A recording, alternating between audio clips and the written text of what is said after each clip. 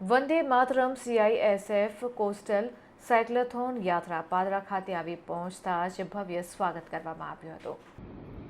તારીખ 28 જાન્યુઆરીથી લખપતથી પ્રારંભ થયો હતો, જે દરિયાઈ તટ કિનારો ગામોથી ફરીને ખંભાતના રાલેજ ગામે થઈ નીકળીને બોરસદ થઈને પાદરા મુકામે આવી પહોંચી હતી, જ્યાં સાયકલ સવાર યાત્રીઓનું ભવ્ય સ્વાગત કરવામાં આવ્યું હતું।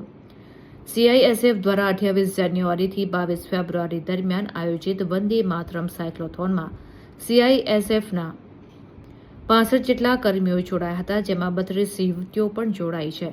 પાદરા ખાતે આવી પહોંચેલી નારાયણ પાવરટેક કંપની ખાતે સાયક્લોથોનનું ધારાસભ્ય ચૈતન્યસિંહ ઝાલા, CISF વડોદરા યુનિટના સિનિયર કમાન્ડન્ટ કૃષ્ણકાંત ભારદ્વાજ, ગામના આગેવાનો તેમજ આવેલ સાયક્લોથોન વિદ્યાર્થીઓએ સ્વાગત કર્યું હતું।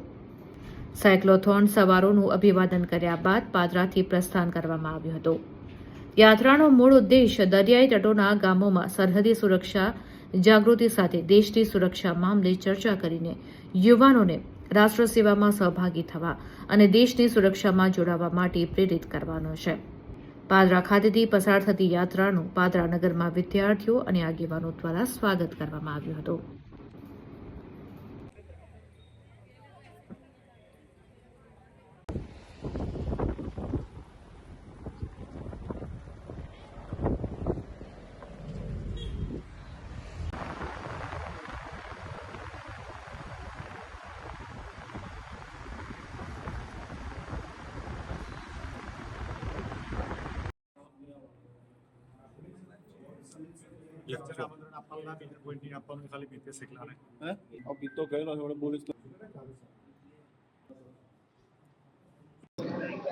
કેન્દ્રીય ગૃહ મંત્રાલયની અંડરમાં કામ કરતું CISF central industrial security force કે જેની વંદે માતરમ કોસ્ટલ સાયક્લોથોન 2026 સુરક્ષિત તટ સમૃદ્ધ ભારતના સ્લોગન સાથે એક સાયક્લોથોન કરવામાં આવ્યું છે, જે ભુજના લખપતથી ચાલુ કરીને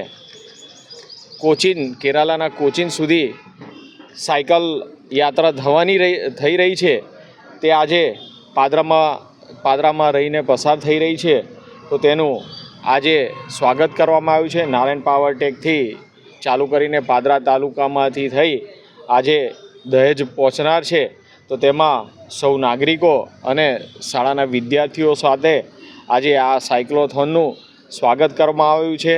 અને આ સાયક્લોથોનનો મુખ્ય હેતુ એ તટીય વિસ્તારમાં આવતા પોર્ટ કે તટીય વિસ્તાર છે તેમાં નાગરિકો સુરક્ષિત રહે, કેવી રીતે રહે અને સુરક્ષા બળો સાથે તેમનું સંકલન રહે, જેથી કરીને આકસ્મિક આતંકવાદી પરિસ્થિતિ હોય કે કોઈ વાવાઝોડાની પરિસ્થિતિ હોય તો તેમાં એ નાગરિકોને સુરક્ષિત રાખીને આપણા તટીય વિસ્તારની સુરક્ષા કરી શકે, આ ઉદ્દેશ્ય સાથે આ સાયક્લોથોન થઈ રહી છે।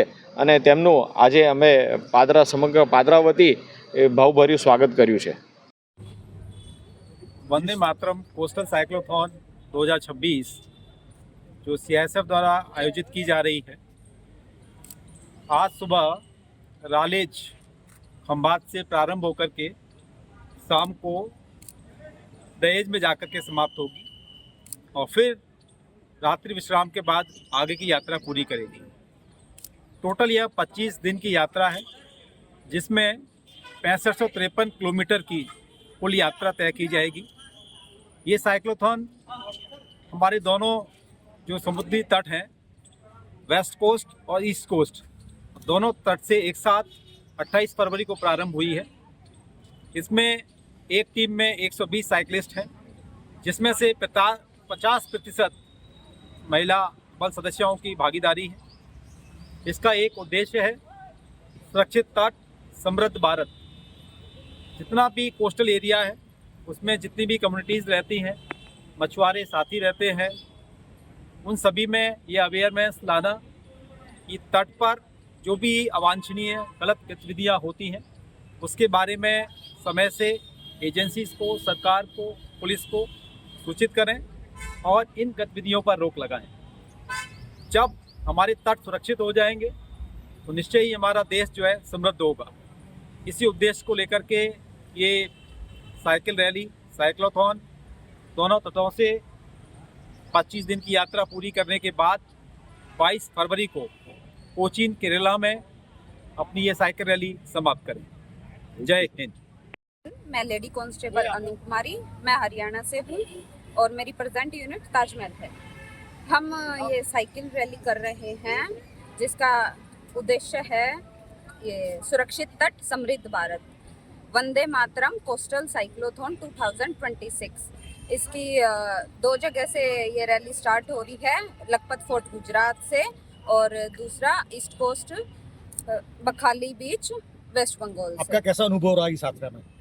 हमारा अनुभव बहुत अच्छा रहा। अलग अलग जगह पे हम लोग गए हैं, लोगों से मिले हैं, बातें की हैं, उनकी तकलीफ़ें पूछी हैं, उनको क्या दिक्कत है, क्या परेशानी है, उनको नोट डाउन किया। आपको कोई तकलीफ हुई यात्रा में? नहीं, हमें कोई तकलीफ़ नहीं हुई है क्योंकि हम लोगों ने पहले ट्रेनिंग किया है 1 महीने और उसके बाद हम साइकिल रैली। लोगों का कैसा आपका रिस्पॉन्स? लोगों का रिस्पांस बहुत अच्छा रहा है, बहुत प्यार मिला है, बहुत सम्मान दिया है लोगों ने हमें।